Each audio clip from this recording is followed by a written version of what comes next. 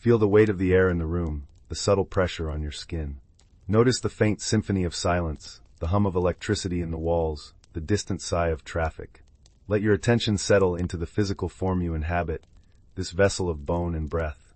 Inhale, and as you exhale, allow the shoulders to drop, releasing a tension you may not have known you were holding. This body, this present moment, is the only true ground you have ever stood upon. Everything else is memory or projection. And yet, who is it that observes this breath? Who is the silent witness to the sensation of the chair supporting your weight? There is a profound and unsettling paradox right here, in the quietest center of your being. You are both the experience and the experiencer. You are the actor on the stage, and you are also the entire theater, watching the play unfold with a kind of detached curiosity. This very awareness, this simple, non-judgmental noticing, is the beginning of a path that leads not away from the world, but deeper into the core of reality itself. It is a journey inward, a pilgrimage to the forgotten chambers of the soul, a homecoming to the truth that has been waiting patiently beneath the noise of a constructed life, that we do not arrive in this world with a map, but with a raw, boundless potential. Think back to the startling clarity of early childhood, a time when feeling was instantaneous and expression was pure. A scraped knee was a cataclysm of shocking pain, met with a full-throated wail that echoed the injustice of the universe. A sunbeam dancing with dust motes was a spectacle of divine magic, capable of holding your entire world in its shimmering column. There was no mediator between impulse and action, no committee in the mind debating the appropriateness of joy or the political implications of sorrow. You were a conduit for life, unfiltered and ferocious. But the world, with its well-intentioned rules and its intricate web of expectations, begins its gentle, persistent work. A parent, perhaps exhausted, says, "Hush now, big boys don't cry." A teacher, managing a room of 30 chaotic energies, praises the quiet, compliant child and overlooks the one drawing fantastical beasts in the margins of a math worksheet. Slowly, imperceptibly, the lesson is absorbed. Certain parts of you are rewarded with smiles, with approval, with safety. Other parts, the loud, the messy, the inconveniently passionate parts, are met with a frown, with subtle correction, with the cold sting of exclusion. A blueprint begins to form. You learn that the raw totality of your being is not entirely welcome. And so, the great project of self-construction commences. You become a brilliant architect of your own persona, building a magnificent and plausible facade. You learn which jokes to tell to be seen as witty, which opinions to hold to be considered intelligent, which vulnerabilities to hide to appear strong. This is not a malicious act. It is a profound act of survival, a desperate attempt to secure love and belonging in a complex social ecosystem. This crafted identity becomes your ambassador to the world. It is the polished resume, the charming dinner guest, the reliable employee, the compassionate friend. You select the finest materials for its construction, a bit of your father's stoicism, a piece of a beloved character's rebellious charm, the intellectual sheen of a mentor. Over years, this mask is worn so consistently that the adhesive becomes a part of your skin. The performance becomes so second nature that you forget you are on stage. The character you play and the consciousness that animates it seem to merge into a single, indivisible entity. The space between the authentic, chaotic wilderness within and the cultivated garden of the persona shrinks until it is a forgotten hairline fracture. This carefully assembled self is a masterpiece of adaptation, a testament to your intelligence and your deep, human need to connect. It has served you well. It has navigated you through the treacherous waters of adolescence, opened doors in your career, and built the very scaffolding of the life you now inhabit. To honor it is to honor the frightened child who first began its construction, seeking only to be safe and to be loved. But a structure built for yesterday's weather may not withstand the hurricanes of tomorrow. A truth unrecognized does not cease to be true. It simply gathers force in the dark. There comes a time when the weight of the armor becomes unbearable. It begins not as a dramatic shattering, but as a subtle, creeping exhaustion, a weariness of the soul that no amount of sleep can cure. You might find yourself in the midst of a life you painstakingly built, a life that ticks every box of success, and yet feel a profound sense of hollowness, a quiet hum of psychic dissonance. It is the feeling of being a tourist in your own existence. You smile for the photograph at the celebratory dinner, but the man smiling back from the reflective surface of the wine glass is a stranger. You deliver the presentation with flawless confidence, but a part of you is watching from the back of the room, profoundly unimpressed.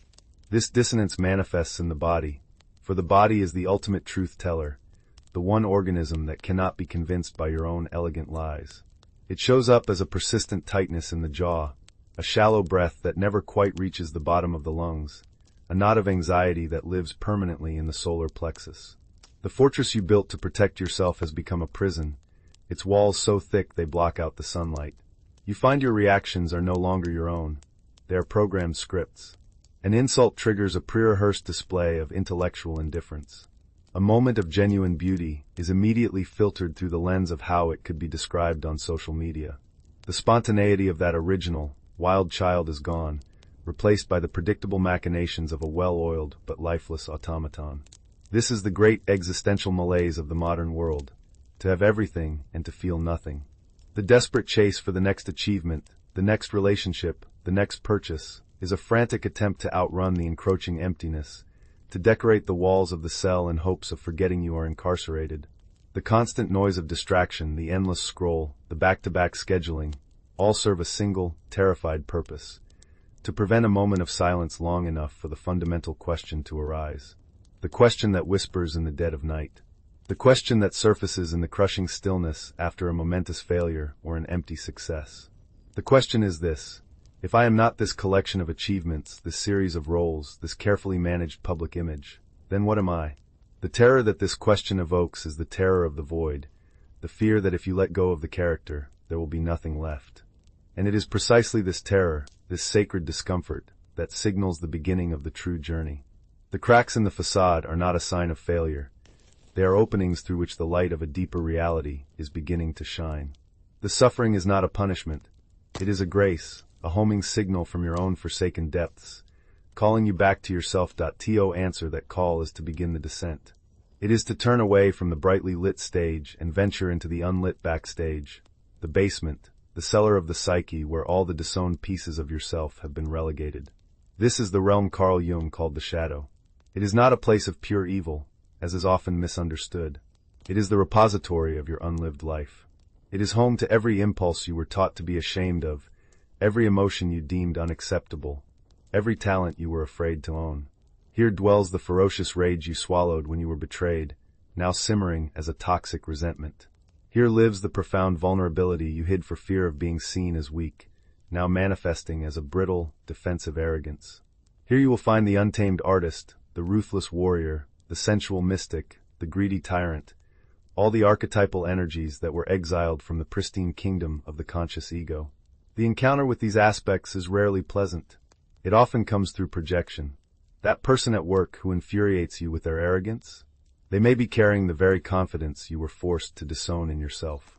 That public figure you despise with a volcanic passion, they may be acting out the secret, grandiose ambitions you have never dared to admit. Your shadow falls upon others, and you attack it there, because it is far too terrifying to confront it within. Or it may erupt from within, in a moment of crisis. A man, known for his calm and gentle demeanor, finds himself in a traffic jam and unleashes a torrent of vitriolic rage that shocks him to his core. A woman who has built her identity on being selfless and accommodating suddenly sabotages a friend's success with a passive-aggressive comment, driven by a current of envy she never knew existed. These are not moral failings. These are messages from the deep. The exiled parts are banging on the cellar door, demanding to be seen. To continue to ignore them is to invite chaos. The more you repress them, the more monstrous and distorted they become in the darkness, gaining power until they can hijack the entire system, resulting in self-destructive behaviors, inexplicable depressions, and lives that feel profoundly out of control. The great paradox lies here. The very things you have spent your life running from hold the key to your liberation. The gold you seek is guarded by the dragon you fear. In the shame lies the potential for humility. In the rage is the pure, raw energy needed to set healthy boundaries. In the greed is a powerful desire for a richer, more abundant life. The work is not to slay the dragon, but to look it in the eye, to listen to its story, and to begin the courageous process of alchemy. It is to walk down into that cellar, not with a sword, but with a lantern, and to see what is truly there beyond your fear-based caricatures. It is to recognize the face of a lost brother in the features of the monster. This is the pivot upon which a human life turns from a frantic performance into an authentic unfolding. This encounter precipitates a kind of death. The tightly gripped identity, the ego structure that you mistook for your entire being, begins to dissolve. This is not an intellectual process, it is a visceral surrender. It is the terrifying, liberating feeling of letting go of the controls and trusting that the ship knows its own way home. The old certainties crumble. The rigid beliefs about who you are and what the world is become porous, fluid.